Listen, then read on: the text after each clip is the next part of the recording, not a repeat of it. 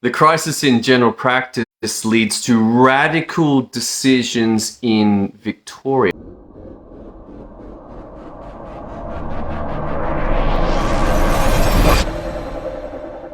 Hi, my name is Tom Rolley for Graduate Medicine.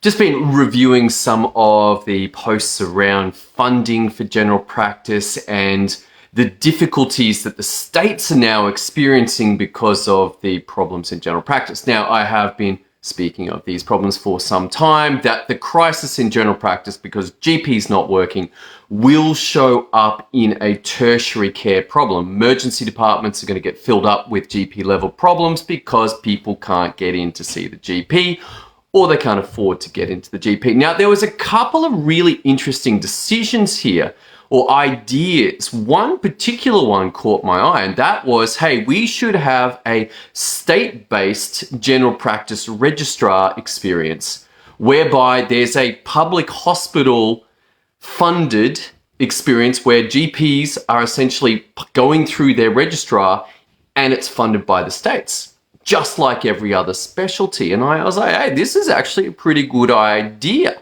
This is a good idea.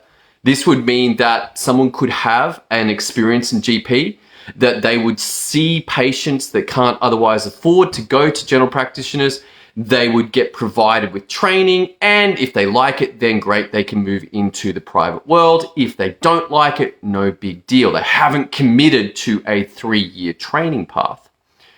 But the problem is, once again, funding. The problem with the states right now, they want to have 50 urgent care clinics. Now, essentially, these are, in my mind, general practices operating off the side of emergency departments to deal with the overflow. Now, the first problem is who's going to look after these practices, and it may well be the very hospital registrars and hospital doctors are getting shipped into those because they just can't find any doctors to work there.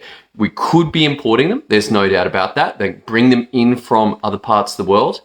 I was reading one of the other comments which suggested that the UK doctors are like, man, the NHS is a nightmare. Do not allow that system of general practice to be implemented here. They love it here. They're like, oh, so much better. So much better. So that's a clear warning sign. But underneath all of these problems was one of funding. How are you going to fund it? How are you going to find the money to pay for general practice? And to me, there was one, I was like, oh man, are we really going to go down this path? But I suspect we're going to have to. There's one cash cow that the governments in Australia have not extracted. Do you know what it is? Well, I'll give you a hint. It starts with C. And it was implemented first in Colorado because they were going broke and they legalized cannabis and started taxing it, and it turned into a cash cow, and suddenly there was money. Now, my money is on Victoria. Why? Because they locked down so hard, they killed their economy, they're massively in debt, and they don't have the capacity that a federal government has, which is to print money or to borrow more money. I mean, no one's in as much above power as the United States, but certainly the Australian government can use the federal bank here to do stuff.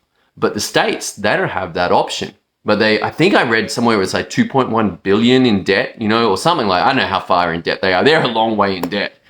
And they've got a GP crisis, which means their healthcare system's going to suffer.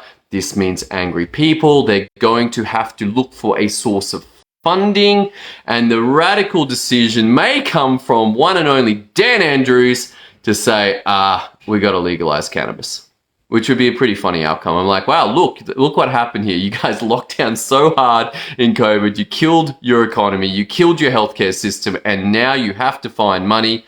Cannabis is really the only one. I'm really not a supporter of some of the decisions that have gone on in America beyond the legalization of cannabis. Like, legalization of hard drugs to me just looks like an absolute nightmare, that wherever this has been implemented and people are just dealing drugs on the street leads to more and more problems. Is very different from the Swiss solution, which sounded far more controlled and actually caring for people. But I just do wonder whether radical decisions will have to be made. Where are they going to get the money from? Where are they going to get the money? Unfortunately, we are entering into a very strange time where money can move, wealthy people can move, they can leave systems and say, you know what, this place sucks. They're taxing too high. I'm not getting enough return on my investment. I'm out of here. I'm going to go live somewhere else. I'm going to go live in Singapore. I'm going to go live in Estonia. I'm going to go and live somewhere else that does not tax so high. So high taxation rates cannot be implemented. And that's why radical decisions such as the legalization of cannabis may be taken by Victoria to try and solve their health crisis. Anyway, all speculation. Don't know what's going to happen. You don't know what's going to happen. I don't know what's going to happen in the future. But if this should come to pass, be like, oh yeah, you guys just needed money. You guys just needed money. Pay for your mistakes. It's cool. All right, that's all I got for you today. I hope you got some value out of that. Look forward to seeing you on another episode as we try and work out what to do with this crisis in general practice. See you then.